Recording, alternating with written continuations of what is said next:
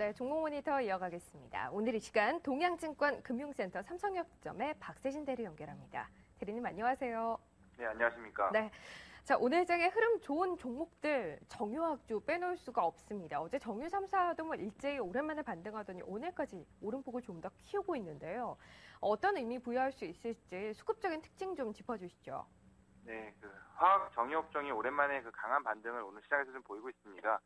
두 업종 모두 최근 지수 하락 기간 중에 낙폭이 가장 큰 수준이었고, 올해 5월 달부터 조금씩 진행해오던 회복세에서 완전히 추세 이탈하는 움직임을 만들었던 관계로 수심이 상당히 냉랭해져 있는 업종이 되겠는데요.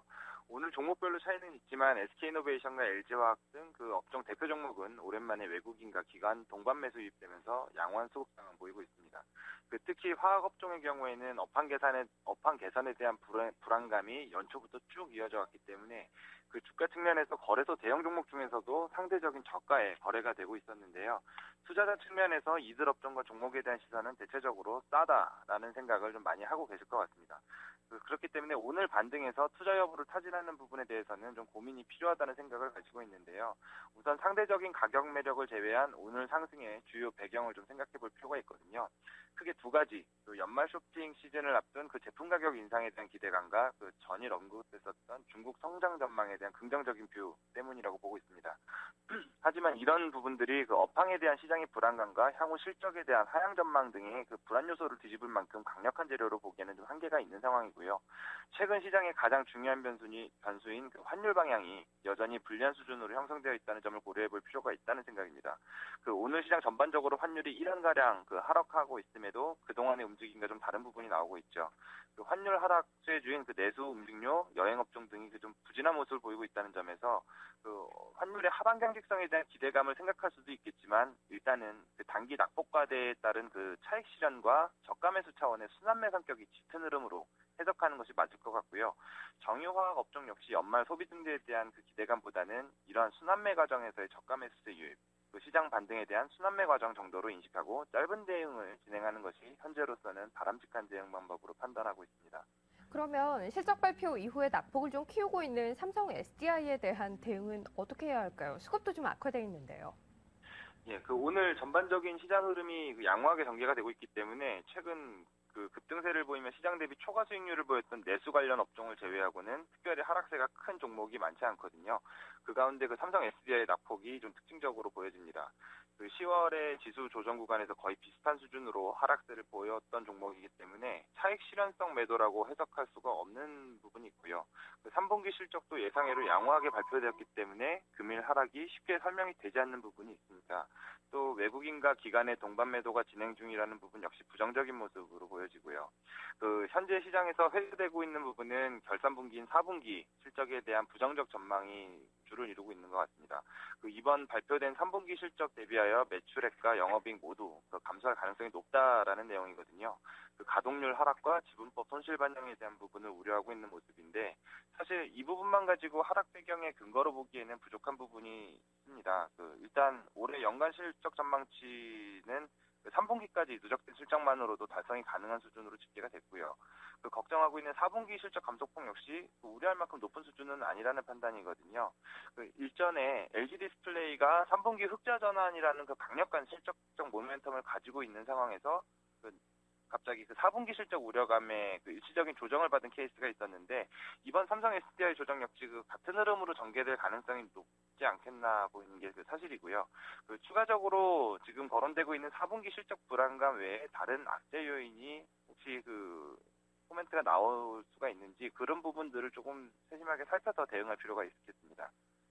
자, 오늘 많이 오르는 종목들 낙폭 과대라는 특징도 찾을 수 있겠지만 이외 이슈에 있어서 많이 오르는 종목군도 있습니다. 중소형제약주 오늘장 일제히 급등해 있는 모습인데요. 이 종목들 흐름은 어떻게 판단하십니까?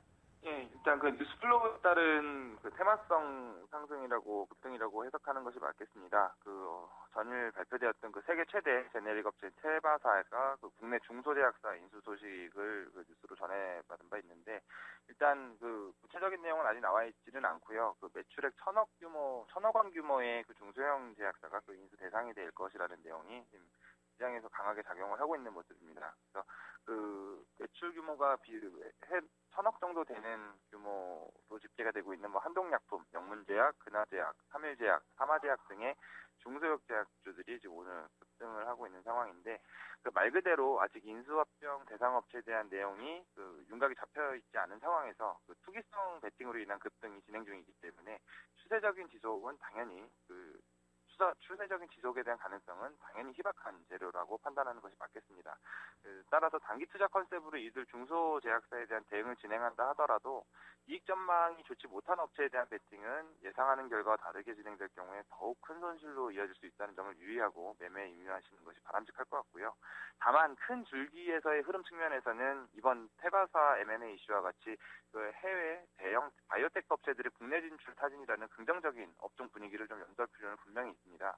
따라서 그 최근 긍정적인 전망이 계속되고 있는 국내 제약, 바이오 업종에 대한 업종 전반적인 관심과 대응은 여전히 필요한 부분이다라는 의견은 유지하고 있습니다. 마지막으로 관심 가져볼 만한 종목 하나 골라주세요. 오늘 차트 관심주 어떤 것 고르셨나요? 일단 차트 측면에서 좀 대형 주기는 하지만 롯데쇼핑의 흐름을 좀 긍정적으로 좀 보고 있거든요.